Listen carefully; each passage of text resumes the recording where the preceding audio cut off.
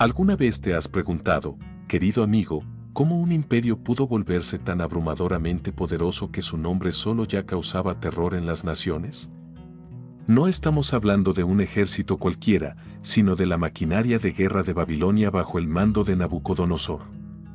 Imagina esto, no era solo fuerza bruta, era una ciencia de la destrucción. Las historias bíblicas a menudo nos muestran el poder de los ejércitos, pero lo que vemos en el Antiguo Testamento con Babilonia es algo de otro nivel.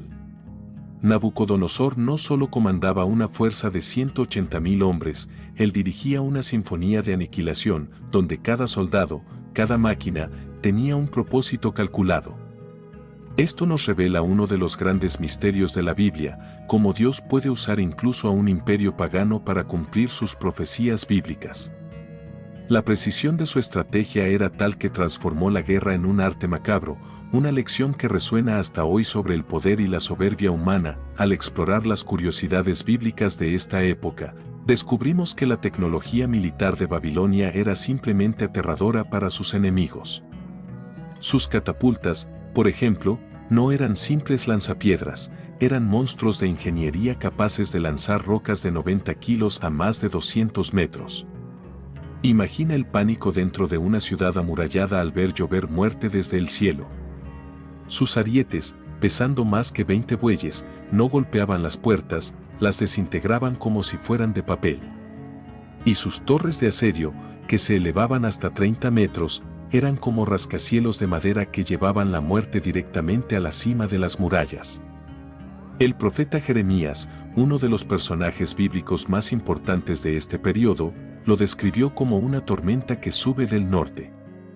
Esta no era una simple conquista, era una demostración de poder que buscaba humillar no solo a los hombres, sino también a sus dioses, un eco de la lucha constante entre la fe y el poder terrenal que vemos a lo largo de la Biblia Sagrada. Lo más impactante, y aquí es donde vemos la mano de las revelaciones divinas actuando de formas misteriosas, es que Nabucodonosor no improvisaba. Cada asedio seguía un manual de guerra perfeccionado en la conquista de docenas de otras ciudades. Nínive, Ascalón, Laquis, todas cayeron bajo el mismo método implacable. Había convertido la destrucción en una ciencia exacta. Esto nos lleva a reflexionar sobre las promesas de Dios y cómo, a veces, el juicio viene de formas que no esperamos. La historia de Israel en la Biblia está llena de momentos en que la desobediencia atrajo consecuencias severas. El ejército babilónico no era solo un conjunto de soldados, era el instrumento de una profecía, un martillo en manos de un propósito divino que ni el propio Nabucodonosor comprendía del todo. La arqueología bíblica confirma la devastación que dejaron a su paso, validando los relatos que encontramos en el Antiguo Testamento. Esta estrategia metódica y brutal nos enseña una lección profunda sobre la soberbia humana. Nabucodonosor creía que su poder era absoluto, que su genio militar era la única razón de sus victorias. Sin embargo, al estudiar las historias bíblicas, entendemos que él era una pieza en un tablero mucho más grande. Su ejército, aunque letal, no podría haber tocado un solo cabello en Jerusalén si no hubiera sido permitido por un propósito mayor. Esto nos conecta con la idea de la salvación y redención, pues incluso en medio de la destrucción más absoluta, Dios ya estaba tejiendo un plan para el futuro de su pueblo.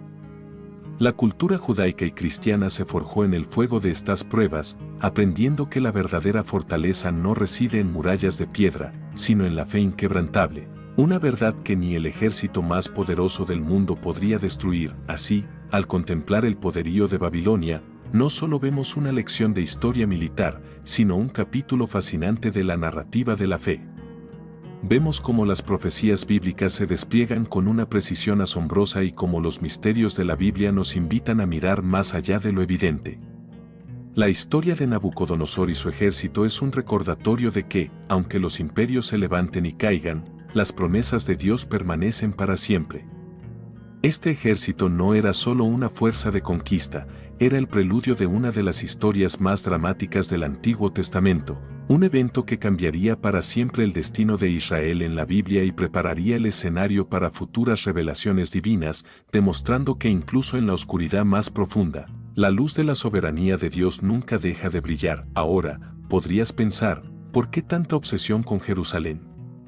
Comparada con la opulenta Babilonia, era una ciudad pequeña, casi insignificante. Pero, mi amigo, en el gran tablero de la geopolítica antigua, la ubicación lo era todo. Jerusalén era la joya de la corona, no por su oro, sino por su posición. Estaba plantada justo en medio de la carretera que conectaba las dos superpotencias de la época, Babilonia y Egipto. Quien controlara Jerusalén, controlaba el flujo de comercio, información y ejércitos entre continentes. Este es uno de esos detalles fascinantes, una de esas curiosidades bíblicas que a menudo pasamos por alto, pero que revela la profunda sabiduría tejida en las historias bíblicas. La geografía de Israel en la Biblia no es casual, es parte del plan divino, un escenario preparado para los grandes dramas de la salvación y redención. Más importante aún, Jerusalén era un aliado de Egipto, el archienemigo de Nabucodonosor. El Antiguo Testamento, en el segundo libro de Reyes, nos cuenta que el rey de Babilonia ya había arrinconado al faraón, tomando sus territorios. Pero mientras Jerusalén se mantuviera como un puesto de avanzada egipcio, Nabucodonosor tendría siempre una daga apuntando a su espalda.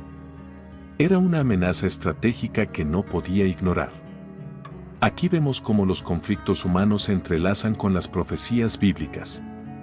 La lucha por el control de una ruta comercial se convierte en el catalizador de un juicio divino anunciado por profetas como Jeremías e Isaías. Los personajes bíblicos de esta historia no solo luchaban por tierra, sino que eran actores en un drama cósmico sobre la lealtad a Dios frente a las alianzas terrenales, y luego, estaba la cuestión del orgullo, un tema recurrente en la Biblia Sagrada.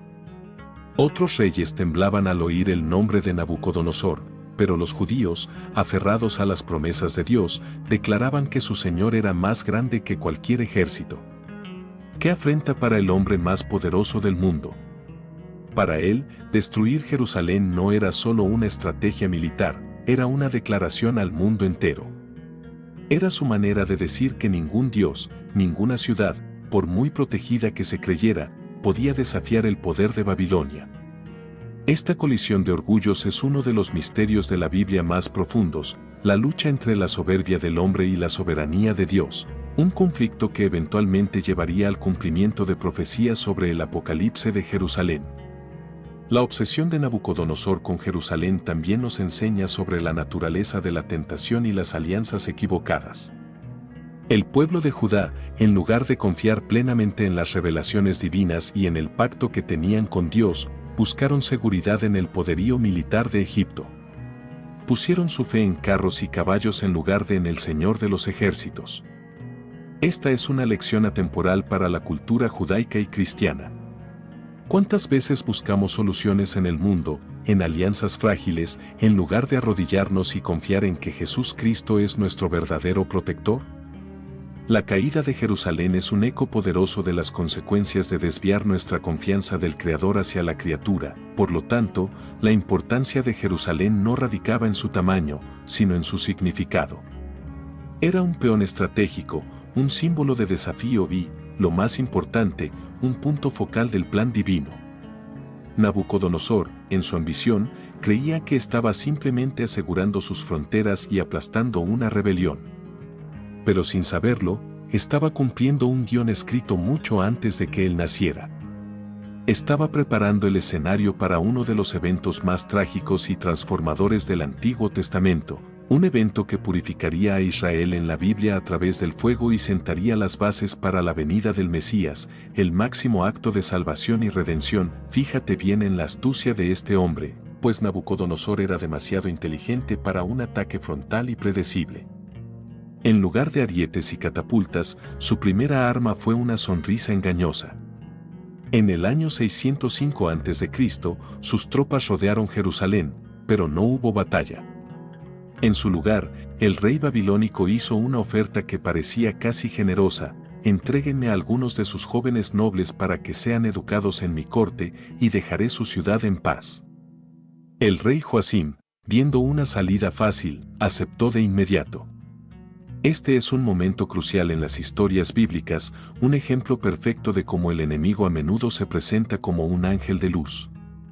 Las curiosidades bíblicas aquí son asombrosas, pues entre esos jóvenes estaban Daniel, Ananías, Misael y Azarías, futuros gigantes de la fe.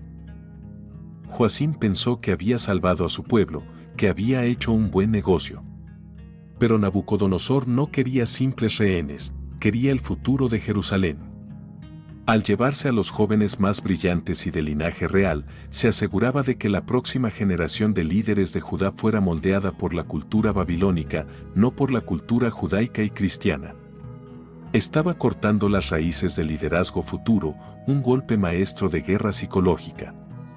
El libro de Daniel, en el Antiguo Testamento, narra esta historia con detalle, mostrándonos cómo estos personajes bíblicos se mantuvieron fieles a Dios incluso en el corazón del imperio pagano.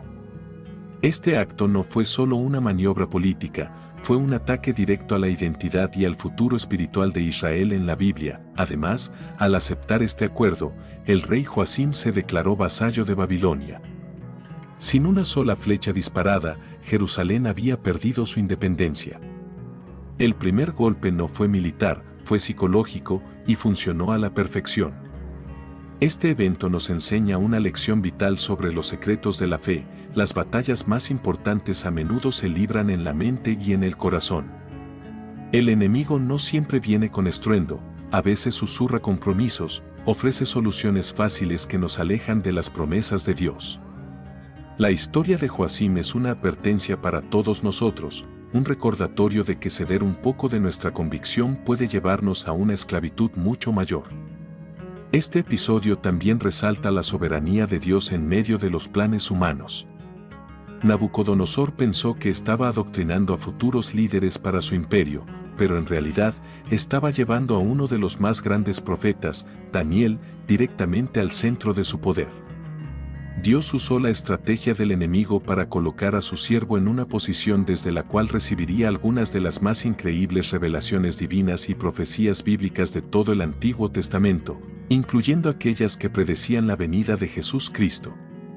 Es uno de los misterios de la Biblia más hermosos, cómo Dios puede tornar las peores intenciones del hombre en instrumentos para su gloria y para el avance de su plan de salvación y redención, así que, este primer movimiento de Nabucodonosor, aunque parecía un simple acuerdo político, fue en realidad un ataque profundo y calculado. Fue el comienzo del fin para la soberanía de Judá, una lección sobre cómo las pequeñas concesiones pueden llevar a grandes caídas. Pero también fue el comienzo de una increíble demostración del poder de Dios para proteger a los suyos en tierra extraña y para usar incluso las tácticas del enemigo para cumplir sus propósitos eternos. La Biblia Sagrada nos muestra una y otra vez que, aunque el hombre planee sus caminos, es el Señor quien dirige sus pasos, una verdad que resonaría a través de la historia de estos jóvenes hebreos en Babilonia. La paz comprada con la sumisión duró poco. 3 años después, el rey Joacim, en un acto de rebeldía mal calculado, cometió el error que haría que Nabucodonosor regresara, y esta vez, con furia. Tras la breve gestión de su hijo Joaquín, quien duró apenas 3 meses en el trono, el rey de Babilonia llegó en persona con todo su ejército. Esta vez no había sonrisas ni negociaciones. El joven rey de 18 años miró desde las murallas y vio un mar de soldados hasta donde alcanzaba la vista. El miedo, mi amigo, es un arma poderosa. El segundo libro de Reyes, una fuente crucial de estas historias bíblicas, nos cuenta que Joaquín, abrumado, hizo lo impensable, abrió las puertas y se rindió voluntariamente. La estrategia de desgaste moral había funcionado. Nabucodonosor, quizás hasta sorprendido por la falta de resistencia, aprovechó para saquear el templo por primera vez. Se llevó parte de los utensilios sagrados, llenando carros con el oro y la plata dedicados a Dios. Pero lo más importante fue lo que hizo con la gente. No ejecutó al rey Joaquín, tenía un plan más inteligente, una táctica que había perfeccionado para desmantelar naciones, la deportación masiva de la élite. Aquí vemos una de las curiosidades bíblicas más sombrías, el cálculo preciso del conquistador. El Antiguo Testamento detalla que se llevó a 10.000 cautivos, pero no a cualquiera. Se llevó a los príncipes, a los hombres valientes, a los artesanos y a los herreros. En esencia, arrancó el cerebro, el corazón y las manos de Jerusalén. Entre los deportados de esta segunda ola estaba el profeta Ezequiel, otro de los grandes personajes bíblicos cuya voz resonaría desde el exilio. El plan de Nabucodonosor era diabólicamente brillante: dejar atrás solo al pueblo pobre de la tierra, campesinos y pastores sin capacidad de liderazgo ni conocimientos para organizar una rebelión. Luego, instaló a Sedequías, el tío de Joaquín, como un rey títere, un hombre débil que gobernaría a distancia, controlado por Babilonia. Durante 11 años, Jerusalén se convirtió en una ciudad fantasma, una sombra de lo que fue, habitada por los más desfavorecidos y gobernada por un rey sin poder real. La arqueología bíblica ha encontrado tablillas en Babilonia que mencionan las raciones dadas al rey Joaquín, confirmando su cautiverio. Este acto de deportación masiva es un tema central en la historia de Israel en la Biblia y tiene profundas implicaciones teológicas. Fue el cumplimiento directo de las profecías bíblicas anunciadas por Jeremías. Representa un exilio, un alejamiento físico de la tierra prometida que simbolizaba un alejamiento espiritual de Dios. Sin embargo, incluso en este acto de juicio, podemos vislumbrar los secretos de la fe. Al dispersar a su pueblo, Dios también estaba plantando semillas de la fe judía en todo el mundo antiguo, preparando el terreno para la futura difusión del Evangelio en el Nuevo Testamento. La cultura judaica y cristiana se vio forzada a aprender a adorar a Dios sin un templo físico, centrando su fe en las Escrituras y la comunidad. Nabucodonosor creía que había resuelto el problema de Jerusalén para siempre, que la había neutralizado por completo. Pero subestimó dos cosas: la necedad del corazón humano y la soberanía de un Dios que aún no había terminado con su pueblo. La ciudad estaba herida, humillada y despojada de su gloria, pero la historia de su destrucción aún no había llegado a su clímax. Este segundo golpe fue devastador, un paso más hacia el abismo, pero también fue un filtro, un proceso doloroso que prepararía a un remanente fiel para un futuro plan de salvación y redención, demostrando que las promesas de Dios a menudo se cumplen a través de caminos que nunca hubiéramos imaginado. Durante 11 largos años, Sedequías fue el rey títere perfecto. Pagaba sus tributos, obedecía las órdenes de Babilonia y mantenía a la debilitada Jerusalén en calma. Nabucodonosor estaba satisfecho, su problema parecía resuelto. Pero entonces, en el año 588 a.C., Sedequías cometió la insensatez del siglo, se rebeló contra el imperio más poderoso del mundo. ¿Qué pudo llevar a un rey débil a tomar una decisión tan suicida? Dos palabras, mi amigo: presión popular y promesas vacías. El Antiguo Testamento nos relata, a través del profeta Jeremías, que el ejército del faraón de Egipto hizo un movimiento, y el pueblo de Jerusalén, desesperado por un Salvador, vio en ello una señal de esperanza. Presionaron a Sedequías para que rompiera el pacto con Babilonia, y él, débil de carácter, cedió. Fue el error más caro en la historia de Judá. Cuando la noticia de esta traición llegó a oídos de Nabucodonosor, su reacción fue explosiva. La paciencia se había agotado.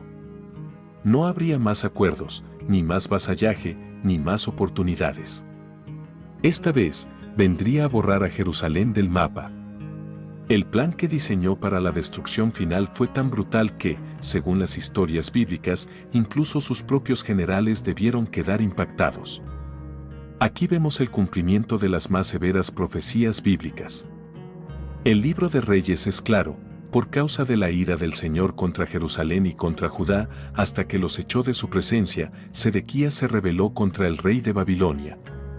La rebelión no fue solo un acto político, fue el detonante del juicio divino. En enero de ese mismo año, Nabucodonosor cercó Jerusalén con una estrategia que nunca le había fallado, pero esta vez el objetivo era diferente. No quería tributos, quería exterminio total.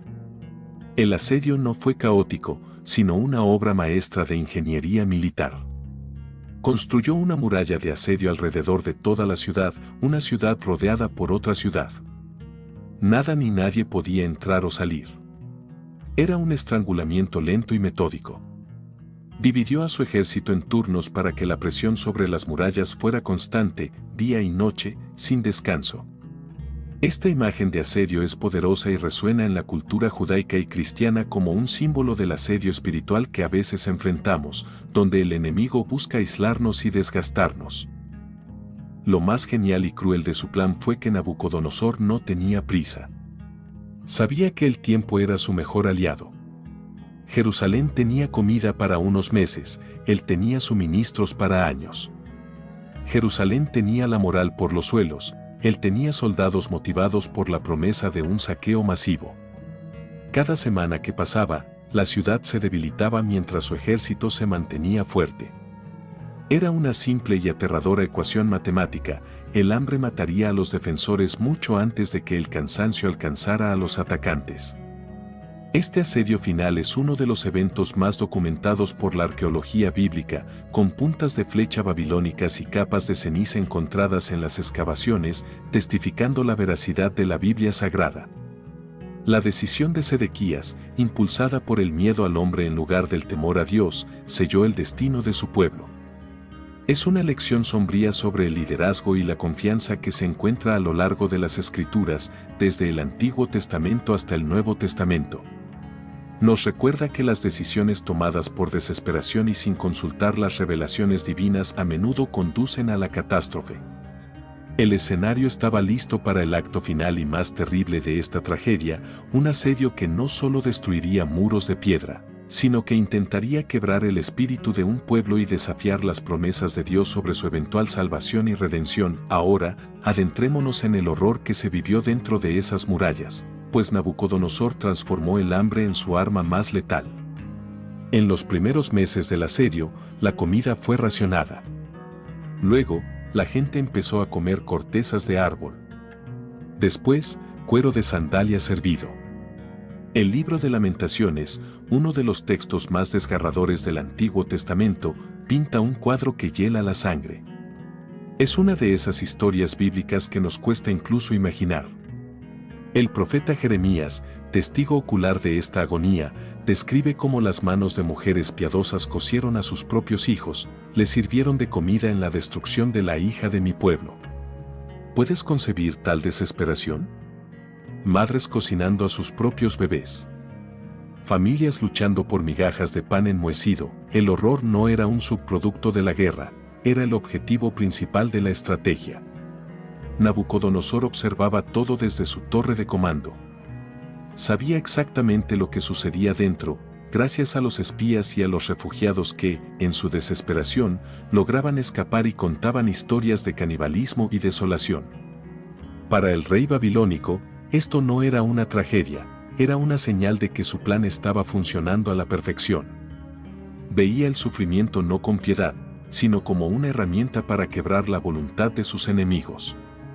Este es uno de los misterios de la Biblia más difíciles de asimilar, la profundidad de la depravación humana y el sufrimiento que puede causar cuando se aleja de Dios. Esta táctica nos revela una profunda verdad espiritual. El hambre física que devastó Jerusalén es un reflejo del hambre espiritual que devasta el alma cuando nos aislamos de nuestra fuente de vida, que es Dios. Las parábolas de Jesús a menudo hablan de pan y agua como símbolos de la nutrición espiritual que solo Él puede dar. Cuando Jesús Cristo dijo "Yo soy el pan de vida", estaba ofreciendo el antídoto contra este tipo de vacío y desesperación.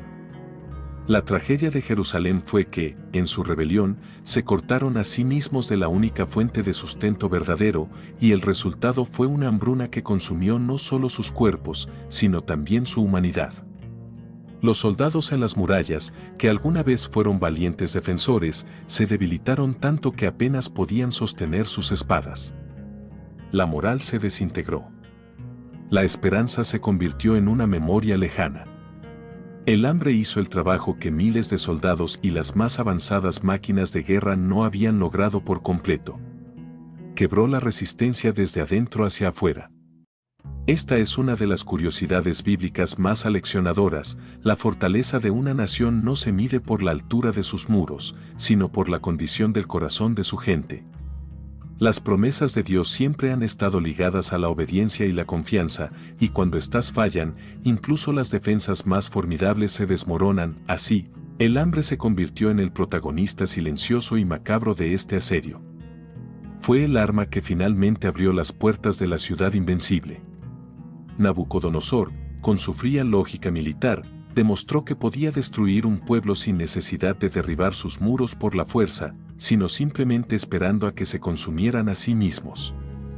Es una imagen aterradora que nos recuerda la importancia de mantenernos conectados a nuestra fuente de vida espiritual, a la Biblia Sagrada y a la comunión con Dios, para no perecer en los asedios de la vida, buscando sustento en lugares donde solo hay vacío y muerte, un preludio sombrío a la caída final de la ciudad santa. Después de 18 meses de una agonía indescriptible, llegó el momento que Nabucodonosor había esperado con paciencia de depredador. En la madrugada del 18 de julio del 586 a.C., sucedió lo que Jerusalén temía: el muro se rompió. El libro de Jeremías, en el Antiguo Testamento, registra el momento exacto.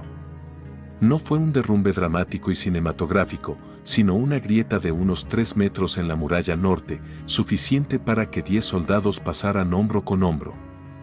Los guardias de Jerusalén, debilitados por el hambre, gritaron con sus últimas fuerzas: «El muro ha caído. El muro ha caído». El pánico fue total e instantáneo. El rey Sedequías intentó organizar una defensa desesperada, pero sus soldados estaban demasiado hambrientos para luchar. Muchos simplemente arrojaron sus espadas y corrieron para salvar sus vidas. Los primeros babilonios en entrar fueron los arqueros, quienes rápidamente tomaron las torres y comenzaron a disparar contra los pocos defensores que intentaban escapar. En cuestión de horas, la resistencia organizada de Jerusalén, que había durado 1 año y medio, se desintegró por completo. El caos se apoderó de las calles. El segundo libro de Reyes describe cómo los hombres de guerra huyeron de noche, por un camino secreto cerca del jardín del rey. Sedequías, el rey que había desafiado a un imperio, hizo lo único que le quedaba: huir como un cobarde. Nabucodonosor observó la invasión desde la seguridad de su tienda real. Después de años de planificación, meses de construir máquinas de guerra y 18 meses de un asedio brutal, Jerusalén finalmente había caído. Este evento es un pilar en las historias bíblicas, un momento que la arqueología bíblica ha confirmado con evidencia de destrucción masiva en los estratos de esa época. La caída del muro no fue solo una derrota militar, fue el cumplimiento de las profecías bíblicas que advertían sobre las consecuencias de la desobediencia. Fue la dolorosa demostración de que ninguna muralla de piedra puede proteger a un pueblo que ha abandonado el amparo de Dios. Esta invasión final nos enseña sobre la inevitabilidad del juicio cuando se ignora repetidamente la voz de Dios. A lo largo del Antiguo Testamento, vemos a Dios enviando profetas, personajes bíblicos como Isaías y Jeremías, para advertir a Israel en la Biblia que se arrepienta. Pero sus advertencias fueron desoídas. La brecha en el muro simboliza la brecha que el pueblo había abierto en su relación con Dios. Es una lección poderosa para la cultura judaica y cristiana. No podemos vivir en rebelión y esperar que los muros de protección divina permanezcan intactos para siempre. Las promesas de Dios sobre la protección están condicionadas a nuestra fidelidad. Pero, mi amigo, la caída de la ciudad era solo el comienzo. Ahora venía la parte que Nabucodonosor más esperaba, la parte donde su furia y su codicia se desatarían sin control. La invasión no era el final de la historia, sino el inicio del capítulo más oscuro: el saqueo, la matanza y la humillación final de un pueblo y su Dios. La brecha en el muro abrió las puertas no solo a un ejército, sino a un torrente de destrucción que buscaría no solo conquistar, sino aniquilar todo rastro de la gloria de Jerusalén, preparando el escenario para un acto de crueldad que quedaría grabado en la memoria de la humanidad. Una vez capturado el fugitivo rey Sedequías, Nabucodonosor orquestó un espectáculo de crueldad diseñado para ser una lección inolvidable. Forzó a Sedequías a presenciar lo impensable. Primero, trajeron a sus hijos, los jóvenes príncipes que un día heredarían el trono de Judá. Sedequías rogó, imploró por sus vidas, ofreció todo lo que no tenía. Pero Nabucodonosor no respondió, simplemente hizo una seña al verdugo.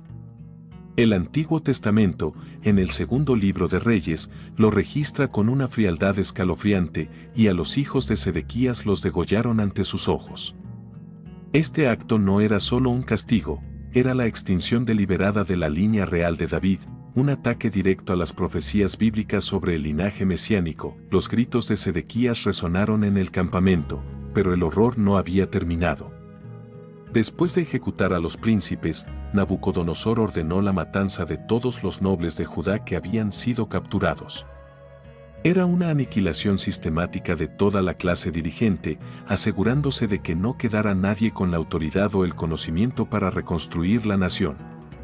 Esta es una de las historias bíblicas más brutales, un recordatorio del alto costo de la rebelión y la traición. La justicia babilónica era implacable. Quien rompía un juramento, lo perdía todo. Quien traicionaba a un aliado, pagaba con la sangre de su descendencia. Y entonces vino el castigo final para el propio Sedequías. Los soldados babilonios le sacaron los ojos con hierros candentes. La última imagen que el rey de Jerusalén vería por el resto de su vida sería la de sus propios hijos masacrados en el suelo. Nabucodonosor se aseguró de que Sedequías pasara el resto de sus días en la oscuridad de una prisión babilónica, ciego, pero recordando para siempre el momento en que lo perdió todo. Este castigo es una metáfora poderosa que encontramos en la Biblia Sagrada, la ceguera física como resultado de la ceguera espiritual. Sedequías se negó a ver las advertencias de los profetas y terminó en la oscuridad literal. Este acto de crueldad extrema nos revela mucho sobre la naturaleza del poder humano sin Dios.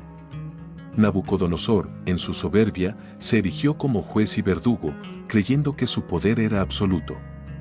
Sin embargo, los misterios de la Biblia nos enseñan que incluso en su brutalidad, estaba cumpliendo, sin saberlo, un propósito divino más grande. La destrucción del linaje real terrenal de Judá despejó el camino para que el pueblo anhelara un tipo diferente de rey, un rey cuyo reino no es de este mundo, una esperanza que se cumpliría siglos después con la llegada de Jesús Cristo, el verdadero descendiente de David, cuyo trono es eterno. La tragedia de Sedequías y sus hijos es un sombrío recordatorio de las consecuencias del pecado y la desobediencia. Es una historia que nos confronta con la brutalidad de la que es capaz el ser humano. Pero incluso en esta oscuridad, la narrativa de la salvación y redención no se detiene. La línea de David no fue completamente extinguida, porque las promesas de Dios son inquebrantables.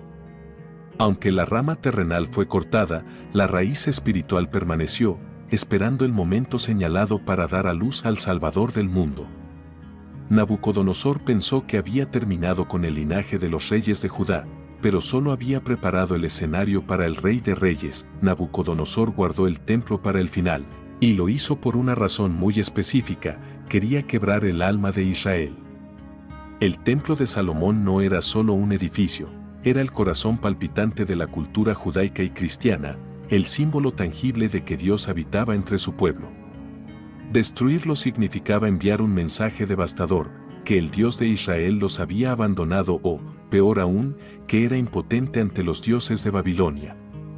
En agosto del 586 a.C., Nabuzaradán, el capitán de la guardia, entró en el lugar más sagrado de la tierra con hachas y antorchas. El Antiguo Testamento lo describe sin rodeos, y quemó la casa del Señor, y la casa del rey, y todas las casas de Jerusalén. Primero, el saqueo. Fue meticuloso, una operación de despojo total. Las famosas columnas de bronce, Jaquín y Boaz, fueron partidas en pedazos. El gran mar de bronce, una pila que pesaba 30 toneladas, fue destrozado con martillos gigantes. El libro de Jeremías lista el botín con detalle, una de las curiosidades bíblicas más tristes. Todo el bronce, la plata y el oro fueron llevados a Babilonia. Los utensilios sagrados, los candelabros, los cálices, llenaron cientos de carros. Lo que más impactó, incluso a los soldados, fue cuando Nabuzaradán ordenó quemar el lugar santísimo, el espacio donde se creía que la presencia de Dios mismo residía. En cuestión de horas, el lugar más sagrado del mundo se convirtió en cenizas. El fuego ardió durante 3 días. El humo se podía ver a kilómetros de distancia. Los judíos que se habían escondido en las montañas observaron con horror, sabiendo que estaban presenciando el fin de una era. 1000 años de historia sagrada, desde los días de David y Salomón, se convirtieron en polvo. El libro de Lamentaciones expresa el dolor, rechazó el Señor su altar, abominó su santuario, entregó en mano del enemigo los muros de sus palacios. Este acto de